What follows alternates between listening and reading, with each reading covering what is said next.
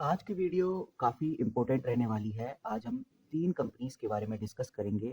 आज है गाइस 16 जनवरी 2026 और इस डेट के हिसाब से 3 इम्पोर्टेंट कंपनीज़ को लेकर बेहतरीन खबर निकल के सामने आ रही है, जिसमें पहली कंपनी है garden rich shipbuilder and engineers limited. दूसरी कंपनी आ जाती है कोचिंग शिपयार्ड। कोचिंग शिपयार्ड के बाद जो तीसरी कंपनी आती है वो है मझगांव डॉक शिपबिल्डर लिमिटेड। तीनों कंपनीज़ को लेकर जो खबरें आ रही हैं, जो न्यूज़ आ रही हैं, उसके ऊपर डिस्कशन करेंगे।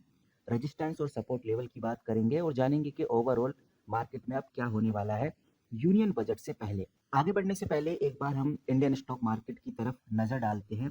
अभी मार्केट में क्या चल रहा है? बेसिकली मार्केट अभी रेंज बाउंड में है, थोड़ा वोलेटाइल है। हम ये कह सकते हैं कि कोई भी क्लियर बुल रन आपको देखने को नहीं मिलेगा, ना ही कोई क्लियर क्रैश आपको देखने को मिलेगा।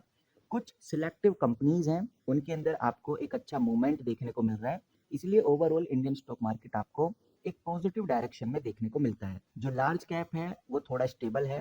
मिड कैप के अंदर आपको प्रॉफिट बुकिंग देखने को मिल जाएगी, प्लस पैनिक बाइंग दोनों के अंदर है, लार्ज कैप में भी है और मिड कैप में भी है। ऑपरेटर्स स्टॉक स्पेसिफिक खेल रहे हैं, इंडेक्स को घुमाने की कोशिश काफी कम है। और अब सबसे जरूरी और सबसे इंपॉर्टेंट बात यह आ जाती है कि कौन सी न्यूज पर फिलहाल अभी के टाइम पर ध्यान देना चाहिए। सबसे पहला तो Q3 के रिजल्ट्स, जो कि अक्टूबर और दिसंबर में कंपनी ने कितना परफॉर्म किया है, इसके ऊपर नजर रखना बहुत जरूरी है। अभी रिजल्ट सीजन काफी पीक पर है। मार्केट में 3 चीजें काफी ज्यादा देखी जा रही हैं, एक रेवेन्यू ग्रोथ, मार्जिन और मैनेजमेंट गाइडेंस। और यही 3 चीज आपको कंपनी के Q3 के रिजल्ट्स में देखनी चाहिए। किसी भी कंपनी का अगर आप Q3 का रिजल्ट देख रहे हैं तो रेवेन्यू ग्रोथ, मार्जिन और मैनेजमेंट गाइडेंस जरूर चेकआउट करिए। ये सोचकर खुश होने की जरूरत नहीं है, यहाँ पर ध्यान देना बहुत जरूरी है कि बेसिकली प्रॉफिट किस वजह से बढ़ा है।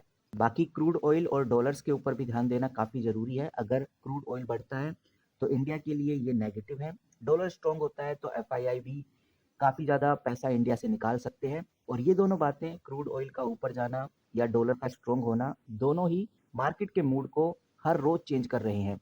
बाकी यूएस फेड रेट सिग्नल देखना जरूरी है कि भाई यूएस क्या कर रहा है। अगर रेट कट डिले होता है, इसका थोड़ा सा भी हिंट मिलता है तो ग्लोबल मार्केट में आपको प्रेशर देखने को मिलेगा।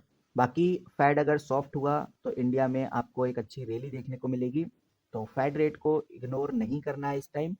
जिन खबरों का वेट करना है, इसमें सबसे इंपॉर्टेंट खबर है यूनियन बजट क्या रहने वाला है। इंफ्रा, डिफेंस, पीएसयू, रेलवे के ऊपर क्या फोकस रहेगा इस बार। एफआईआई का क्लियर ट्रेंड क्या रहने वाला है। फिलहाल एफआईआई अभी कंफ्यूज मूड में है और एक बार अगर कंसिस्टेंट बाइंग या फिर सेलिंग हमें देखने को मिली तो ट्रेंड पकड़ में आ सकता है, लेकिन अभी ट्रेंड को समझना थोड़ा मुश्किल लग रहा है।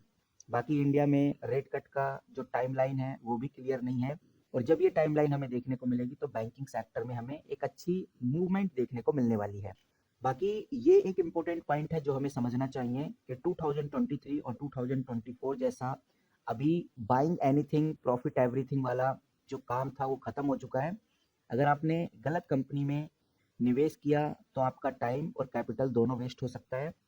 बाकी ये ध्यान रखना है, जो स्ट्रॉन्ग फंडामेंटल वाली कंपनीज हैं वही सर्वाइव कर पाएंगी। हवा में उड़ रही जो कंपनियां हैं उनको थोड़ा नोटिस करना है और ध्यान देना है कहीं आपके पोर्टफोलियो में वो कंपनीज तो नहीं है। बाकी जो 3 बेहतरीन कंपनीज हैं इनके ऊपर नजर बना के जरूर रखिए, जिसमें गार्डन शिप बिल्डर आ जाती है, कोचिंग शिपयार्ड आ जाती है और मझगांव डॉक शिप बिल्डर आ जाती है। तीनों ही कंपनी पीएसयू बेस्ड कंपनी है, गवर्नमेंट के द्वारा चलाई जाने वाली कंपनी है। और तीनों ही कंपनीज में आपको आए दिन बड़ी खबर देखने को मिलती है, जिसके अंदर अभी जो खबरों में है वो है गार्डन डिस्ट्रीब्यूटर बिल्डर। इसके पीछे का रीजन है कि कंपनी ने अनाउंसमेंट किया है, एक दिन हुआ है इस बात को आए। यहाँ पर आप देखेंगे मैंने स्क्रीनर पे गार्डन डिस्ट्रीब्यूटर बिल्डर खोला हुआ है, डॉक्यूमेंट्स के अंदर जाएंगे तो सिर्फ एक दिन पहले ही अपडेट आई है। इस अपडेट में हमें साफ नजर आता है कि कंपनी बोर्ड मीटिंग अरेंज करने जा रही है, जो कि 28 जनवरी 2026 वेडनेसडे को हमें देखने को मिलेगी। इसका जो पर्पस है, इस बोर्ड मीटिंग का जो पर्पस है, बात बहुत सिंपल है। Q3 के रिजल्ट चल रहे हैं तो कंपनी का जो पर्पस है, सबसे पहला कंपनी Q3 के रिजल्ट अनाउंस करेगी। वहीं कंपनी 9 मंथ के जो रिजल्ट्स हैं वो भी अनाउंसमेंट करेगी। इसी के साथ कंपनी इंटरिम डिविडेंड डिक्लेयर करने का भी प्लान बना रही है। अगर कंपनी इंटरिम डिविडेंड डिक्लेयर करती है तो ये कंपनी का सेकंड इंटरिम डिविडेंड रहने वाला है। तो ओवरऑल कहें तो कंपनी अपने फाइनेंशियल परफॉर्मेंस दिखाने वाली है, डिविडेंड देने का डिसीजन लेने वाली है। फिलहाल अभी कंपनी ने ट्रेडिंग विंडो को क्लोज कर दिया है ताकि इनसाइडर ट्रेडिंग जो रूल्स हैं वो ब्रेकआउट ना हो। 1 जनवरी से ही कंपनी की जो ट्रेडिंग विंडो है उसको बंद कर दिया गया है। रिजल्ट डिक्लेयर होने के 48 घंटे के बाद आपको ये ट्रेडिंग विंडो खुलती हुई नजर आएगी।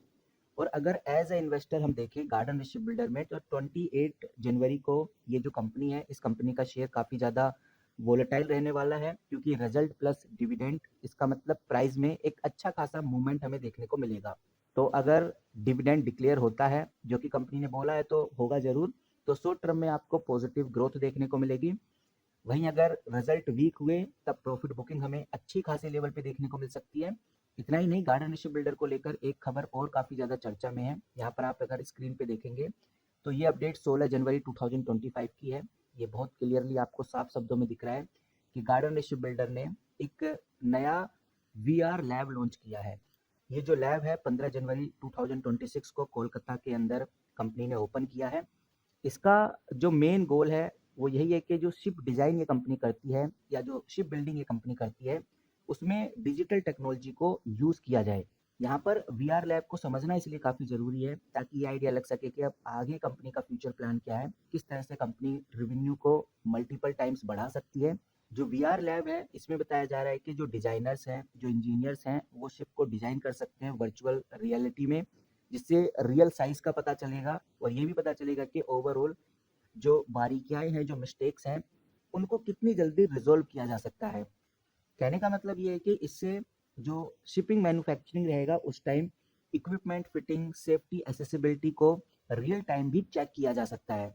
और ये जो फैसिलिटी कंपनी ने ओपन की है, इससे ट्रेडिशनल डिज़ाइन प्रोसेस से काफ़ी एडवांस ये टेक्नोलॉजी रहने वाली है। इसमें जो डिज़ाइनिंग मिस्टेक हैं वो काफ़ी कम हो जाएंगी, बिल्ड क्वालिटी काफ़ी ज़्यादा इंप्रूव हो जाएगी, कंस्ट्रक्शन टाइमिंग भी कम हो जाएगा, बेटर डिसीजन मेकिंग पॉसिबल हो जाएगा। और अगर कंपनी इन 4-5 पॉइंट्स के ऊपर ध्यान देती है, तो कंपनी की सेल और रेवेन्यू में ज़बरदस्त उछाल हमें देखने को मिलने वाला है। तो देखते हैं कि भाई आगे गार्डन ऋषि बिल्डर इसको किस तरह से अंजाम दे पाती है। फिलहाल जिस तरह का इनिशिएटिव कंपनी लेकर चल रही है, इस हिसाब से तो गार्डन ऋषि बिल्डर में आगे हमें अच्छी ग्रोथ ही देखने को मिलेगी। आपको बता दूं, ये जो कंपनी है गार्डन ऋषि बिल्डर, इसका जो मेन फोकस है वो वॉरशिप जैसे frigate, corvettes, anti submarine, warcraft, patrol vessels बनाना है। तो देखते हैं कि आगे क्या सिचुएशंस क्रिएट होती है गार्डन ऋषि बिल्डर में। फिलहाल गार्डन ऋषि बिल्डर के ऊपर नजर रखना आज के टाइम पे काफ़ी इंपॉर्टेंट है। अगली कंपनी है कोचिंग शिपयार्ड, जो कि कंटिन्यूसली आपको बढ़ती हुई नजर आएगी। कोचिंग शिपयार्ड एक ऐसी कंपनी है जो केरला में लोकेटेड है। इंडिया की सबसे बड़ी शिप बिल्डिंग और शिप रिपेयरिंग कंपनी है। ये कंपनी कॉमर्शियल और डिफेंस वेसल्स दोनों ही बनाती है। वहीं कंपनी कॉमर्शियल वेसल्स बनाने के साथ साथ, डिफेंस वेसल्स बनाने के साथ साथ, उनको रिपेयरिंग का भी काम करती है। और वहीं ये company oil tanker, passenger vessels और नेवल वेसल्स भी मैन्युफैक्चर करती है।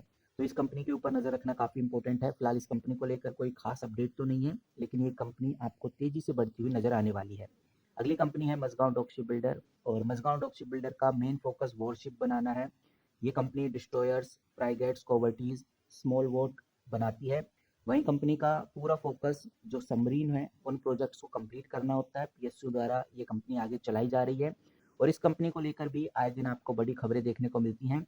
और जब भी शिप बिल्डिंग को लेकर कोई बड़ी खबर आती है, या इस सेक्टर को लेकर कोई बात होती है, गवर्नमेंट के द्वारा कोई अनाउंसमेंट होती है, तो मजगांव डॉक शिप बिल्डर में हमें पॉजिटिविटी देखने को मिलती है। फिलहाल इस वीडियो में इतना ही। जैसे कोई नई अपडेट या नई न्यूज़ आएगी तो आपके साथ जरूर शेयर करूंगा। इस वीडियो में इतना ही। मिलते हैं किसी नई वीडियो के साथ, तब तक के लिए take care and good bye.